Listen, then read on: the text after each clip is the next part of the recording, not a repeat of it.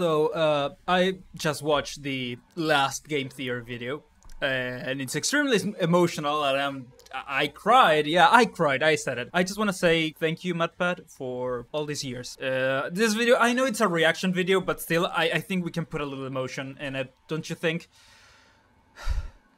This day was going to come, but I didn't want it to. But now that I watched it, and I watched a ton of game theory and GG Live and everything, I can say for a matter of fact that thank you. Thank you so much. Without further ado, just enjoy my reaction and my analysis. I don't know. Hello everyone, Sam here. I've been working on a huge video, but that doesn't matter right now. This is a reaction to the last FNAF theory, and I wanted to react to this because I've been part of the FNAF community for a little bit, and MatPat is just someone I grew up with, so I'm very emotional right now, so I want to watch this and enjoy it. Well, loyal theorists, this is it. This will be my final FNAF theory, and this time, I mean it. Hello, Internet! Welcome to Game Theory, the show that, by my count, has had no less than 10 final FNAF theories. At this point, it's practically become its own meme. But this time, it's no joke. After 66 theories, 3 live talk... 66? Dude, I watched them all in a span of like 2 days, I think. All the theories I could get my hands on. Talkbacks and 1 bangin' remix. Exotic waters. Make that 2 bangin' remixes. I mean, yeah. Today, I end my Music Man! Oh, frick, I'm gonna miss this. My coverage of Five Nights at Freddy's. After this, there's only 1 final game theory, and then the curtain closes on my time as host, and Tom will have to step into the spotlight. Hope you're ready for the challenge there, Tom. Tom? Toy Bunny, Easter Bunny, Chocolate Bunny, Melted Oh my god, Chocolate no, Bunny, Tom, Chocolate Bunny, Tom! Black Heart Bunny, Rockstar Bunny, Glam Rock Tom, Bunny. don't do this! You know, I did consider making my final theory about FNAF, but I actually have something really special planned for that one. So special, in fact, that we're going to be doing a premiere for it on this channel next Saturday, March 9th at 2 p.m. Eastern, 11 a.m. Pacific. We're going to have some fun. You guys will be able to chat with me live as that video releases. And who knows, there might even be some secrets to find. And most importantly of all, I get to say my final goodbye and thank you to all of you for the last 13 years. So that's next week, March 9th at 2 p.m. Eastern, 11 a.m. Pacific. Make sure you're subscribed so you're notified when that one goes live. Speaking of March 9th, just a quick reminder that that's also the final day of sales for my U2s. Once I retire as host on the 9th of March, well, he's shoving it all down our throats. So if you do, but I'm gonna forgive him. I'm gonna forgive him because it's his last FNAF theory, and I need this. Okay, I need it so much. Game theory history, or you know, your own little psychic friend Fredbear. Head on over to U2s.com or click the link in the description to grab your MatPat figurine and FNAF pins before they're nothing but a distant memory. Kind of like Dream Theory. But enough housekeeping, it's time to talk about FNAF. Yeah, and let me tell you, I've spent a long time thinking about this Big one. brain How time. do you end a series like this? Should I just do a normal theory about some minute detail? Doesn't really feel final, you know? Plus, I'd probably end up calling someone a robot, and then a bunch of people would get mad at me again. Should I redo the ultimate FNAF timeline as one final, here's the lore? Well, that would certainly be big, but it also doesn't feel like that much was changed post-Ruin and Help Wanted 2. And it would take you forever. It took months for the final FNAF timeline, and I remember. And so this is gonna take a while if you want to do another final FNAF timeline. From what we did at the end of last year. So I didn't really want to be redundant either. You can see the struggle that I was facing, right? This episode, it's a big deal to me. It is literally the end of my legacy with FNAF. And you see, that's when it hit me. Legacy. Typically, FNAF theories are born out of the small details, but what if I took a step back and looked at the big picture? What if instead of counting animatronic toes or dead kids, I took a meta approach and just looked at the entire legacy of FNAF? No, I'm sure we're all familiar with the butterfly effect, right? The idea that a butterfly flapping its wings could cause the smallest of changes. I mean, I can say no all I want, but he's gonna do it anyway, so let's keep watching. Changes in the air, which could potentially lead to a tornado forming. Well, the term actually comes from the research of meteorologist Edward Lorenz, who, back in 1963, decided to round some numbers in his data. He condensed one variable from 0.506127 to just 0.506. And yet, that tiny change right there completely threw off his computer's weather models, transforming sunny skies into violent storms, hence the whole tornado thing. This realization that small changes in data could yield such tremendously different results ultimately threw off science's entire understanding of nature. Before Lorenz, people thought that the universe could ultimately be predicted. Sir Isaac Newton, back in 1687, famously believed This is such a MatPat moment, like, yeah, we're gonna talk about FNAF. So, butterfly effect theory and Sir Isaac Newton believed in the clockwork universe, the idea that the parts of the universe worked like a machine, and that eventually, if you understood how the parts work, you could predict practically anything. French mathematician Pierre-Simon Laplace actually said basically the same thing. Eventually, we would get to a place where nothing would be uncertain. And yet, Lorenz showed us that one small change, one minor mistake or estimate or imprecise measurement in a complex system could have a domino effect at a massive scale, resulting in changes that you would never see coming. For example, in 1928, Alexander Fleming discovered that there was mold in his petri dish, but rather than just throwing it away or cleaning it up, he decided to study it, which then led to the discovery of penicillin, a life-saving antibiotic that could be used to treat meningitis, pneumonia, gonorrhea, syphilis, blood poisoning, and many others. Or if you want another example, you have the explosion of hip-hop music largely owing its origins to a random lightning strike in New York City. In 1977, a bolt of lightning put the city of Oh my god, this is such a MatPat theory, god damn. Yeah,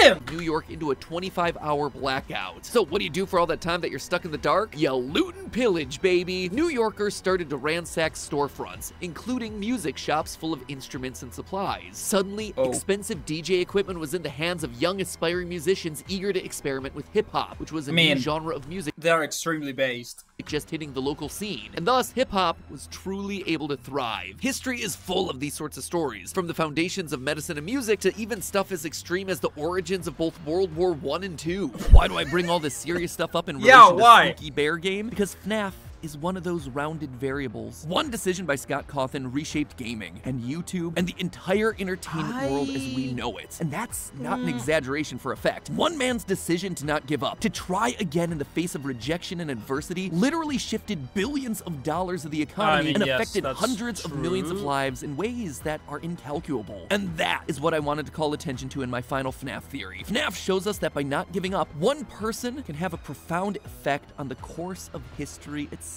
I feel like the origin story of FNAF's been talked about to death, but just to set the stage here, despite hitting it big with FNAF in 2014, its creator Scott Cawthon had been making games at that point for 20 years, since 1994. And yet, even in those earliest of days, you can tell that Scott had a fascination with creepy robots, working their designs into projects like the sci-fi Moon and the religious Pilgrim's Progress. Even this incredibly rudimentary RPG Legacy of FNAF has a final boss that has what looks to be the first appearance of what would eventually evolve into the Mangle. But despite producing a lot of games, none really ever you don't steal from other artists, you steal from yourself, and that's good. Caught the public's eye. And then came Chipper & Sons Lumber Company, where initial reviews, what few there were rough. And as the story goes, it was the reaction to James Stephanie Sterling that would change the course of Cawthon's career forever. Thank God for her. It's just all over the place, and that thing looks like it's gonna kill your children. I imagine the phrase, "kill me," is stated over and over again in the world of Chipper. That looks like Monty. That over there, here. Oh, they're robot beavers. That's not good. I think he's the only living thing in this world. This repeated criticism, plus the lack of financial stability, brought Scott down to his lowest. Ready to quit games, he decided to try one final time and lean into the thing that had been leveled at him time and time again, the creepy robotic animations. And thus, Five Nights at Freddy's was born. And that right there, that's gonna act as our nexus point. The one flap of a butterfly wing. The decision to make a final game instead of just giving up. Now, let's see how it all maps out from there. Let's start with just the obvious downstream effects of this. That one game, over the course of the last decade, has spun off into 12, which honestly, I've never... Not only 12 games, but also hundreds upon hundreds of fan games, books, a movie. I'm talking over MatPat. I know he's gonna say all this probably, but I kind of want to add a reaction to this video, not just me being sad and watching it. Truly sat down and processed. But believe it or not, there are 12 of these things, depending on how you count them. The entire franchise has sold 9.9 million copies on Steam alone, which in total has an estimated revenue of $94 million. That's not even including the console and mobile ports or the number of microtransactions for FNAF AR, which itself had over 40 million downloads. It's also worth pointing out that of the $94 million, 55 million of that was just from Steam sales of Security Breach, because that one was actually at full price as opposed to all the others, which were either free or a couple of bucks. And while the first 4 FNAF games were entirely a one-man job, the rest have included voice actors, composers, entire entirely separate game studios like Steel Wool and Illumix. Even to this day, we're seeing this continue with studios like MegaCat, who up until now have been focused on releasing games on retro consoles, very niche market, but that made them perfect to create the retro style. Oh my god, I forgot about this game, Into the Pit. I want to play it. It's so good. It looks so crispy and chef kiss. FNAF game Into the Pit releasing later this year. By pairing up with these smaller companies that aren't insanely well known, Scott's not only been able to make bigger, better games, he's also been able to use his single game's success to put millions of eyeballs and millions of dollars into each of these companies. As a result of their work with FNAF, Illumix started working with Disney on features found throughout the parks. And if Steel Wool ever do release a game outside of FNAF in the future, you can bet that it's gonna have itself a fan base attached to it because people now know about them, and they're gonna want to see what other work they can do. So that's on the game side, or at least it's on the official game side, but stuff there would be overlooking the much bigger impact FNAF has had on the games that haven't even been released yet. This one series inspired a whole new generation of game designers unlike any game that's ever really come before, all of them cutting their teeth on a genre that exploded in the mid-2010s, the FNAF fan game. Five Nights at Treasure Island, Five Nights at Wario's, Pop Goes, The Joy of Creation, Those Nights at Rachel's, Aspen Built Glitched Attraction, Bloody Nights Juniors, Day Shift at Freddy's. Thanks. What is this game? I could go on and on and on for days. Some of these were just for the memes, others were more serious attempts at making games inspired by FNAF, and many of them were just taking the world that Scott had created and broadening it outward into the game that they wanted to see made. If you go onto Game Jolt, you'll find thousands of fan games, and I do mean thousands. Yeah, if you search just thousands. for FNAF, I've checked them out. There's thousands upon thousands of them. Leave me alone! like games, you're presented with 36 games per page and 277 pages available. That is 9,961 games that are tagged using FNAF. And if you're sitting there thinking, hold on, the math there doesn't add up, you're right, good noticing. That's because I had to remove 11 of Scott's own games that were posted on that list. Though, I'm pretty sure that there are some out there who'd like to pretend that FNAF World was a fan game. Each and every one of those 10,000 fan games represents a budding game designer, sometimes several. And while yeah, many of those creators are likely never going to pursue game design full-time, there are some who will, either independently or as part of a bigger studio, going on to have their shot at creating their own mega franchise. Their shot to transform the industry. And now already you can see that some of these devs are finding success, to the point where many of them have created multiple different games at this point, turning their fan projects into full-on franchises of their own. And all of this is without even mentioning the Fanverse initiative, where Scott invested money and resources into some of the most promising projects to help those fledgling businesses grow. Now, the success of that one is up for debate for various reasons, but the point ultimately stands. Five Nights at Freddy's has been directly and indirectly involved in the rise of a new generation of game developers. Developers that, just now, 10 years later, we're only starting to see get to a point where they're really influencing the wider gaming landscape. Maybe you're sick of games. You want to read a book? Well, I hope you're excited to read the 7 Hello Neighbor books, 5 Bendy books, or the Poppy Playtime Employee Handbook that's coming out later this year. Mascot horror franchises now also line the shelves of your local Barnes & Noble. Why? Because FNAF did it first. Oh sure, Scholastic had done some video game book publishing in the past, mostly guidebooks and activity books, but after the success of the FNAF trilogy, they began to publish other video game books like Assassin's Creed Last Descendants, World of Warcraft Traveler. This led them to launch an entirely separate wing to their business, AFK, the video game specific book department. It's these guys who are publishing all the books that Tom is now gonna have to read. No, it's impossible to know for certain that FNAF was the reason for all this, but given it was often shown at the top of articles for this new publishing arm at launch and has sold 9 million books to date, with an average book price being about $10, this is a lot of information that I'm gonna probably just have to cut because I don't want to just spew out a complete video, but I want to know where he's going.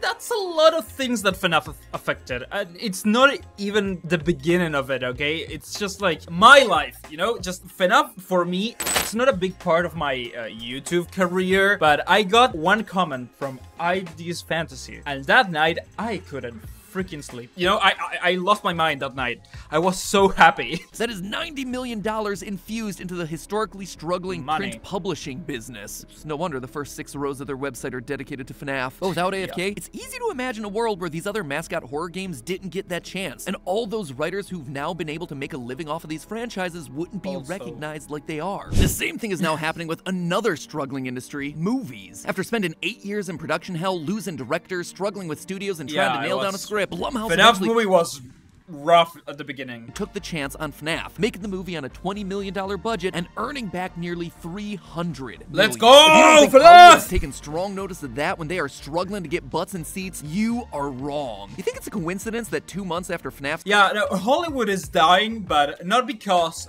there's nothing good out there. It's because they are just stubborn and they don't want to broaden their horizons and bring new stuff. Like the FNAF movie or Iron Lung that's gonna come out, I don't know when. Release, Bendy announced his big screen debut. And while a Poppy Playtime movie was already in the works with Studio 71, I can almost guarantee conversation. Oh yeah, but Poppy Playtime movie, that's gonna go so hard! Conversations with studios around it have shifted in the aftermath of FNAF. And who knows what other mascot horror games might end up with movies down the line. And not only is it getting indie game movies greenlit, it's also reshaping film studio priorities. As they continue to fumble around in the dark, struggling to find ways to compete with online content, I've literally had conversations with people in the film space about how they're trying to tap into that FNAF audience, that online community. The success of it's pretty easy.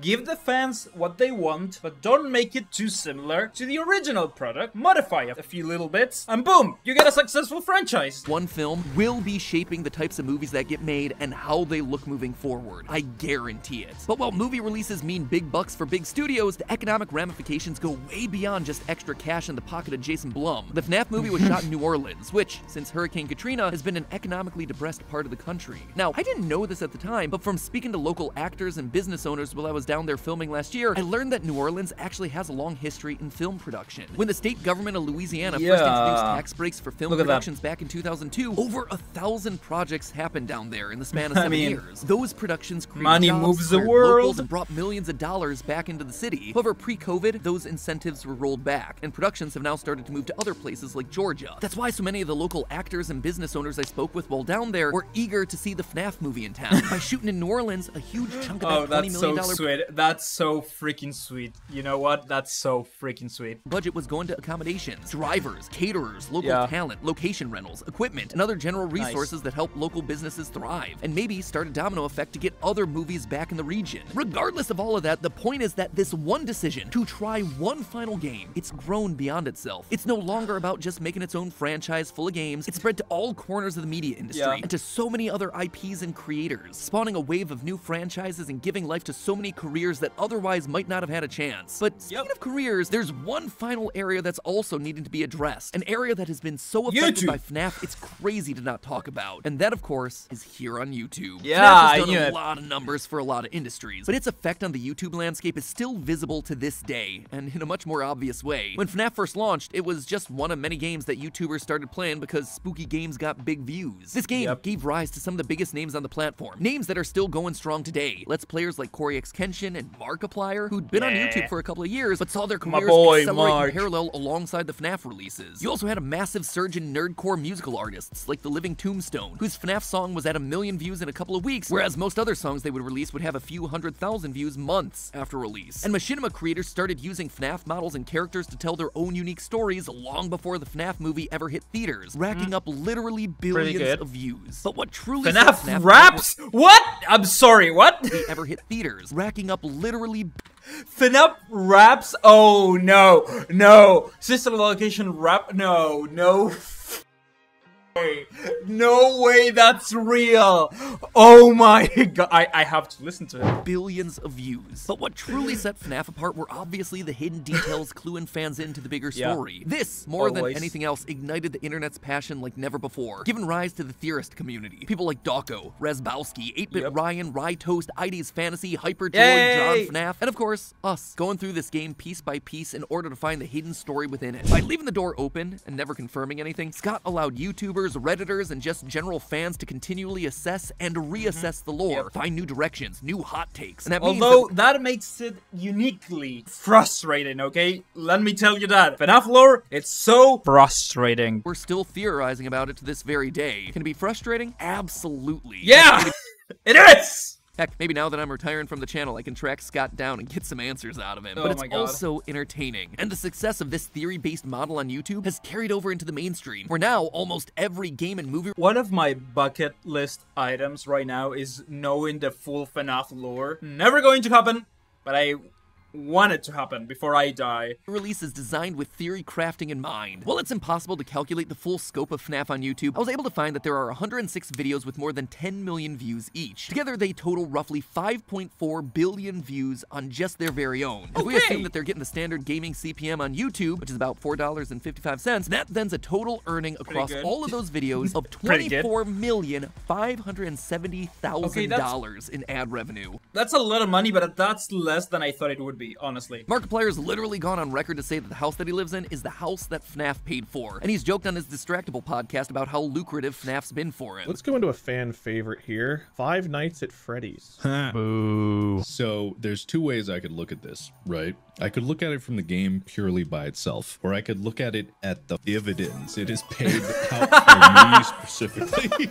And that's put him in a position to pursue bigger and loftier projects like the With Markiplier series, and now his movie Iron Lung. One half of the Living Tombstone, Sam Haft, is now writing songs for internet sensations like Has Been Hotel. YouTubers like FNAF and Rytoast, they've been able to go full-time with YouTube, all thanks to FNAF. And heck, look at us. Because of FNAF, we've thrived. We've been able to grow our team, give jobs to dozens of people, and perhaps best of all, we've carved out our own platform that allows us to turn the spotlight onto a next generation of creatives, to make us tastemakers in the space that are able to pay it forward, to make you aware of projects that you should be playing and watching, from Cooking Companions, to The Man in the Suit, to Shipwrecked 64, Welcome Home, Mandela Catalog, Walton Files. The list goes on and on and on. In short, FNAF created an ecosystem where new IPs can thrive, a virtuous cycle that benefited itself, to be sure, but also had a halo effect on dozens of other franchises looking to get attention. All comes down to this one decision. One guy who, in the face of adversity and criticism, chose not to give up. That is the millions of people and billions of dollars affected by that one Spoopy Bear game. Thank you, Scott. Thank you for all of that. And while all of this is cool and impressive and inspirational, it's also overwhelming, right? Yeah. You look at the impact that one decision like this can have, and you feel like you can never live up. I know that's how I feel sometimes. But remember, it's all about small decisions making a domino effect. Yeah, just being that's kind true. to someone else, saying something nice, holding a door, listening to someone's problems, Why making them emojis? laugh. All of those are seemingly small things that can make a massive difference in the way someone's day's going. And that, to me, has always been the power of these channels. They're a place to learn a little something, a place to brighten your day in some small way, which then you can pay forward to other people in your life. And that positivity, it spreads. It spreads and creates real massive change. That, to me, honestly, is the hardest thing about leaving these channels, losing that chance to be a force of just a little bit of good in your life. But you know what? I'm not done yet. I'll see you one last time next week, March 9th at 2 p.m. Eastern, 11 a.m. Pacific, as I celebrate with you one final time as a theorist community. Until then, as always, remember, it's all just a theory. A game theory. Thanks for watching.